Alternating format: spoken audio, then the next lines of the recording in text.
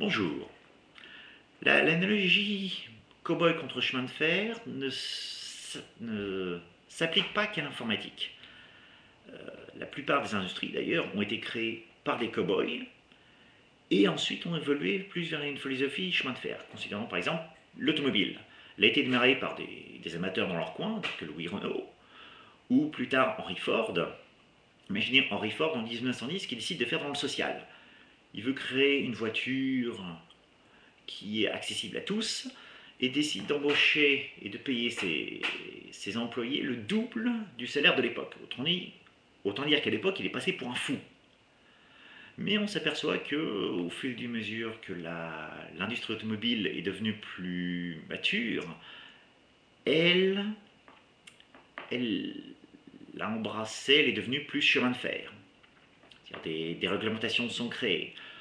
Beaucoup de processus ont dû être mis en place. À l'heure actuelle, on ne crée plus une voiture dans son garage. C'est fini ça. Il faut des gros investissements, c'est des grosses équipes, c'est beaucoup de planification. Et on remarque d'ailleurs que toutes les grosses entreprises automobiles sont gérées par des PDG professionnels.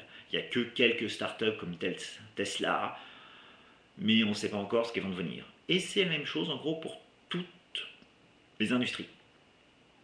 Exception de l'informatique, qui, de manière intéressante, prend le chemin inverse.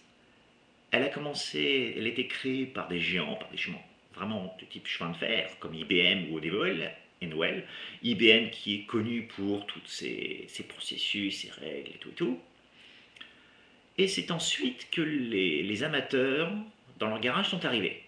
Dans les années 70, avec Microsoft et Apple. D'ailleurs, Steve Jobs, dans les années 70, était l'archétype du cow-boy. Le hippie consommateur de LSD, anti-establishment à mort, et lorsqu'il avait rendez-vous avec les banques pour essayer de lever des fonds, n'avait pas de problème à arriver en t-shirt, short et tongs, littéralement.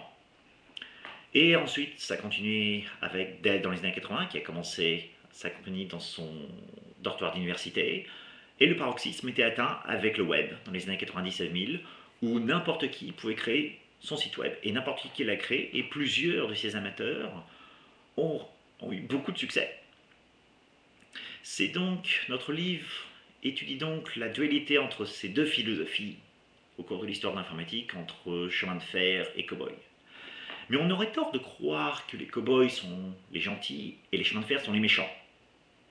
On parle en informatique beaucoup plus des cow-boys parce que c'est eux qui ils ont beaucoup plus de visibilité, et c'est par eux que viennent beaucoup d'innovations, mais ça ne veut pas dire que les chemins de fer n'ont pas d'utilité. Bien au contraire. Pendant par exemple l'iPad, tout le monde s'est extasié dans l'iPad, et c'est vrai que c'est un produit qui n'a pas été créé, qui a été créé à l'instinct, qui n'a pas été créé avec des études de marché. Steve Jobs a décidé une vision et l'a mise en œuvre. Mais l'iPad n'aurait jamais pu exister s'il n'y avait pas eu des composants clés derrière, tels que le processeur ou les écrans tactiles. Et tous ces composants ont été créés avec des méthodologies chemin de fer, avec des règles, des processus, et ainsi de suite. Et même des compagnies de cow-boys telles que Google ou Apple ont dû se transformer partiellement en compagnies chemin de fer. Par exemple, Google, un de ses buts est que ses serveurs soient en panne le moins de temps possible. Pour ça, ils ne peuvent pas se permettre que n'importe quel employé puisse installer n'importe quoi sur leur serveur de production et les reconfigurer n'importe comment sans demander une autorisation ou au moins demander l'avis de quelqu'un d'autre. C'est pas possible. De la même manière, Apple, qui est connu pour gérer son inventaire de manière extrêmement efficace, ne peut pas faire ça en laissant sans règles et procédures. Si n'importe qui peut se permettre de commander n'importe quoi, ils ne peuvent pas avoir un tel degré d'efficacité. En fin de compte, les cow-boys et les chemins de fer sont deux philosophies très complémentaires en informatique, même si les rapports entre les deux philosophies sont souvent tendus.